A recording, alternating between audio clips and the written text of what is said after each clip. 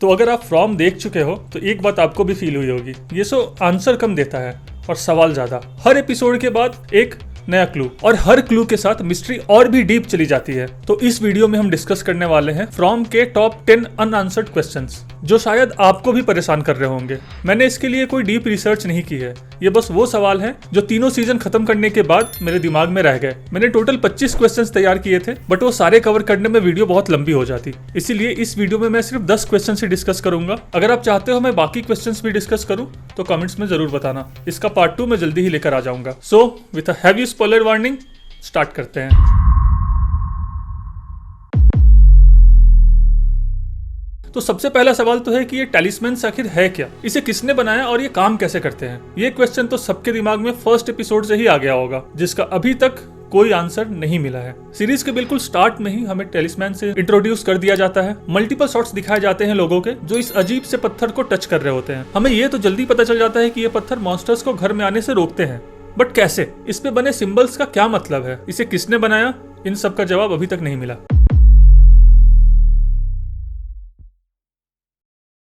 ये टाउन आखिर है क्या और ये कब से लोगों को ऐसे ट्रैप कर रहा है। इसका एक छोटा सा क्लू हमें सीजन 3 के एंड में मिलता है, जब हमें टाउन के लोगों द्वारा बच्चों को सैक्रिफाइस करते हुए दिखाया जाता है टू अटेन इमोर्टैलिटी। बट ये कब हुआ था इसका पता नहीं चलता। टाउन के बिल्डिंग्स को देखकर लगता है कि शायद ये 1950s के अराउंड बिल्ड किया गया हो। मॉन्स्टर्स के कपड़े भी किसी एक टाइम पीरियड को डिनोट नहीं करते, उनमें काफी वैरायटी है। कुछ मॉन्स्टर्स के कपड़े 1800 से हैं, तो कुछ 1950s से, तो कुछ मॉडर्न टाइम के। सीरीज में जो सबसे पुराने टाइम का मेंशन किया गया है वो है 1864, जब अमेरिका में सिविल वॉर चल रही थी, और हाई चांसेस है कि सैक्रिफाइस वाला इवेंट उसी टाइम के अराउंड टेक प्लेस करता हो, और ये टाउन तब से लोगों को अपना शिकार बनाया जा रहा है।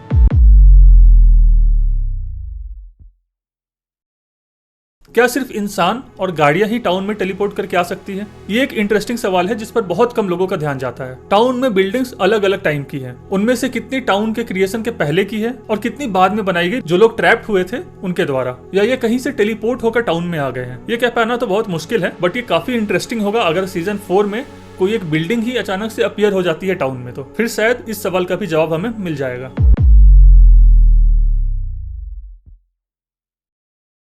जेड के विजन्स का क्या मतलब है? इसका थोड़ा बहुत आंसर तो हमें मिल चुका है, बट पूरी तरह से नहीं। जेड पहले भी इस टाउन में आ चुका है और अब उसका री इनकारनेशन हुआ है दूसरे रूप में, इसलिए वो जैस्पर को भी देख पाता है और साथ में उस सिविल वॉर वाले सोल्जर को भी। इसके साथ साथ कुछ वियर्ड चीजें भी जो बाकी लोगों को नहीं दिखती।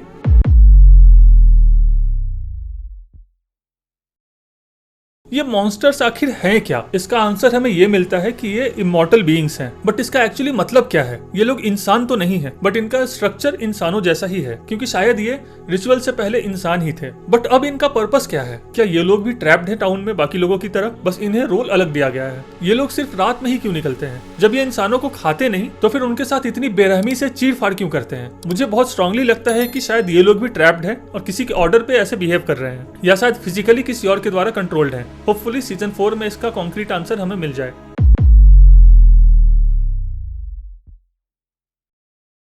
कुछ लोगों को सीजर अटैक क्यों आते हैं? बॉयड ने शो की स्टार्टिंग में ही हमें बताया था कि ये जगह लोगों को फिजिकली भी अफेक्ट करती है।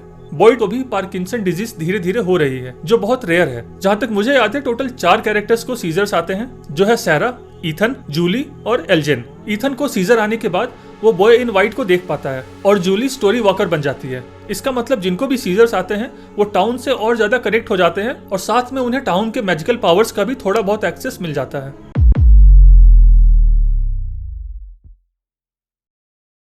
बॉय इन वाइट आखिर है कौन? ये बच्चा इस शो की सबसे बड़ी मिस्ट्रीज में से एक है। अभी तक तो यही लगता है कि ये लोगों की हेल्प करने के लिए ही है यहाँ पे। वो हमें लोगों को गाइड करते हुए या सही डायरेक्शन में इंडिकेट करते हुए दिखाई देता है। बट ये है कौन? कहाँ से आया इस टाउन में? क्या ये रिचुअल से पहले भी इसी टाउन में रहता था? जिन बच्चों का सैक्रिफाइस हुआ, क्या ये उनको रिप्रेजेंट करता है? अभी तक कुछ भी नहीं पता, बट शायद सबको टाउन से बच के निकालने में ये इंपॉर्टेंट होगा।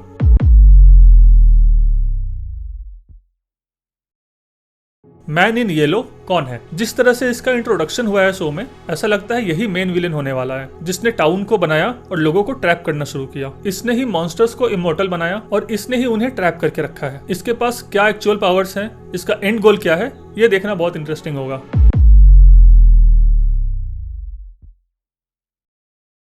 टाउन में बिजली कैसे काम करती है, आखिर बिजली कहां से आ रही है, सीजन 1 के प्लॉट का बहुत बिग पॉइंट था, बट लास्ट में रिवील होता है कि कहीं से भी नहीं, और इसके बारे में फिर बात ही नहीं होती। सारी वायर्स नीचे की ओर जा रही है बट किसी चीज से कनेक्टेड नहीं है। फिर बिजली आ कहां से रही है? क्या ये किसी टाइप का मैजिक है? अगर आपको कुछ डिटेल में एक्सप्लेन नहीं करना है तो सबसे आसान होता है उसे मैजिक बोल देना। इसका कोई एक्चुअल आंसर जरूर होना चाहिए। ये शायद अब सीजन 3 खत्म होने के बाद उतना इंपॉर्टेंट नहीं रह गया हो, पर मुझे ये सवाल सीजन 1 से ही परेशान कर रही है, और अगर इसका आंसर मिल पाता तो बहुत अच्छा होता।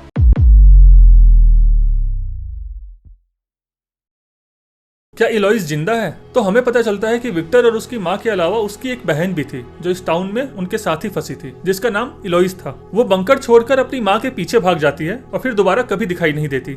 तो ये एज्यूम करना आसान है कि वो शायद मर गई होगी, और विक्टर को भी यही लगता है। बट सीजन 3 के एंड में जब विक्टर अपने बाप को उस जगह ले जाता है जहाँ पे उसने अपनी माँ और अपनी बहन को दफनाया था, तो हमें पता चलता है कि उसे अपनी बहन की बॉडी नहीं मिली थी, बल्कि वो बिट्स एंड पीसेस में मिली थी। तो चांसेस है कि वो किसी और की बॉडी के टुकड़े हों। इस थ्योरी को बूस्ट मिलता है इस बात से कि जब विक्टर और इलोइस हाइड एंड सीक खेलते थे तो वो ऐसी जगह छुप जाती थी जहां विक्टर उसे कभी ढूंढ ही नहीं पाता था। तो अगर वो जिंदा है तो कहां है? क्या वो अब भी विक्टर और बाकी लोगों से छुप रही है? अगर छुप रही है तो क्यों? ये थ्योरी थोड़ी और भी डीप जाती है। हमें पता चलता है कि टैबिथा ही विक्टर की माँ थी जिसका अब री इनकारनेशन हुआ है। अगर इलोइस मर गई है तो हो सकता है उसका भी री इनकारनेशन हुआ हो किसी और रूप में, या वो एक स्टोरी वॉकर है जो किसी ऐसी कहानी में फंस गई है जहां से वो निकल नहीं पा रही है। मुझे तो हाई चांसेस लगते हैं कि शायद वो स्टोरी वॉकिंग करके सिंबल्स का असली मतलब उसने सीखा हो और टैलिस्मैन्स भी उसी ने बनाए हो। तो ये थे मेरे टॉप 10 क्वेश्चंस और थ्योरीज फ्रॉम के तीनों सीजन्स देखने के बाद। आप भी अपने क्वेश्चंस और थ्योरीज कमेंट में जरूर बताना। मैं फ्रॉम दोबारा देखकर जल्दी ही तीनों सीजन्स का डिटेल्ड ब्रेकडाउन लेके आने ही वाला हूँ।